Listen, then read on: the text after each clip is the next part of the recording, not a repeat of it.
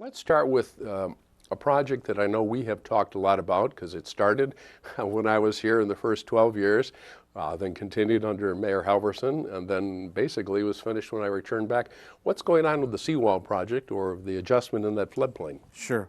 The seawall project, as it's commonly referred to, is currently we are working through the 90-day public comment period per FEMA regulations, and that 90-day public comment period will be done on April 16th, and at that point we will then start the revision of our local floodplain ordinance, and that will then work through the Plan Commission, and then there'll be it's called a Class 2 notice, so that'll be run in our local newspaper, and then we will bring it to the Common Council for approval, and at that point Wisconsin Department of Natural Resources will get involved, and they will write a letter for us to FEMA explaining to them that we have followed all the criteria and that we've accomplished all of the requirements.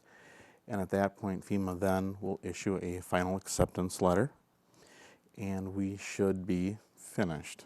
So we're looking at mid to late summer to having this completely finalized. Let's again refresh. I know you have did an excellent job discussing in the public why this is important, why this was initiated, but I think it's important to review that. Why is this such an important project for the people of Stevens Point? This is such an important project from the standpoint of getting homeowners out from under very expensive flood insurance. And what that does is it allows folks to sell homes and for new homeowners not to be under the burden of flood insurance.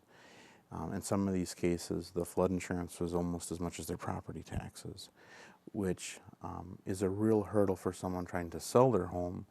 It really opens up a portion of our city to real estate for folks to buy and sell homes. Yeah, that's a really good point. That in the past, it was a point that you and the community development director had shared with me. A home may be on the market in that floodplain. A potential buyer discovers it's in the floodplain and what that might carry with it as far as flood insurance, and may have in the past contributed or discouraged the buyer from proceeding. Correct.